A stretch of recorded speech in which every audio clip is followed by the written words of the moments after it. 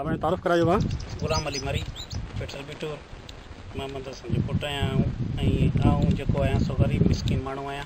मूंखे फ़क़ीर नूर हसन बनी संभाली लाइ 10,000 रुपया पगार महीने ते रखियो। जेको मां कमु कंदो रहियो सारकी पहिरीं सारकी ते में पोइ वरी मूं 38 ते रखियो आहे मूंखे।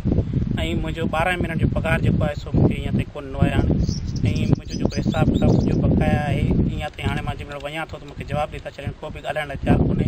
इन जी तव्हां मां हर माण्हू खे ॾिनो आहे, तारिक फ़क़ीर खे ॾिनो आहे, मुज़फ़र फ़क़ीर खे ॾिनो आहे, रहमतुल्लाह फ़क़ीर खे ॾिनो आहे, बचल फ़क़ीर खे ॾिनो आहे। तव्हांजो मां इन ई को बि हिननि कुझु बि कोन जवाबु ॾिनो। मां इन करे वञी दरगाह शरीफ़ खां पीर साहिब पगार जो ख़तु खणी ख़लीफ़े वरियाम फ़क़ीर MP जेको सिंजोरे जो आहे उन ॾे ख़तु खणी आयो आहियां। जेको ख़तु मूं ॾिनो आहे उन ख़त खे हिननि वापसि करे तारिक फ़क़ीर में हिन जो फ़ैसिलो कर। उन ख़त जो वेतर जवाबु ॾियण या उनजे रद्द अमल इहो थियो त उन ते मज़ाक़ कयो वियो आहे, ख़त ते छथरूं कयूं मूं ते।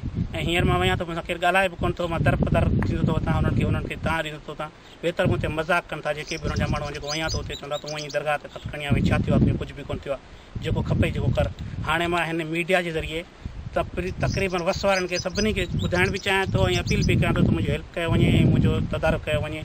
ऐं सिंध जे वज़ीर आला क़ाइम अली शाह आहे या जेको SP साहिबु आहे, सागर ज़िले जो DC आहे, सागर ज़िले जो जज साहिबु आहे, सेशन जज जो, मां उन्हनि खे अपील थो कयां। पीर साहिबु पगार ते बि मां आवाज़ु पुॼाइणु चाहियां थो इन मीडिया जे ज़रिए, मुंहिंजो तदारुक कयो वञे। मां चूंडियल जेके नुमाइंदा आहिनि हिते उन्हनि सभिनी खे मां चवां थो त बराए महिरबानी कयो, मूं ते रहम कयो, मां ग़रीब आहियां ऐं मुंहिंजो जेको आहे सो कुझु न कुझु तदारुक कयो वञे।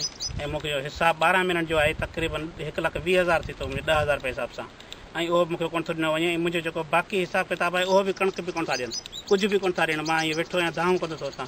महिरबानी कयो, महिरबानी कयो। मीडिया वारनि खे बि मां तव्हां ॾिनी आहे, सभिनी खे हींअर बि चवां थो ऐं जेको हिते अपील थो कयां दोस्तनि खे बि, ग़रीबनि खे, अमीरनि खे, जेके बि आहिनि उन्हनि खे ॿुधाइणु चाहियां थो त मुंहिंजो जेको तदारुक कयो वञे, बराए महिरबानी करे।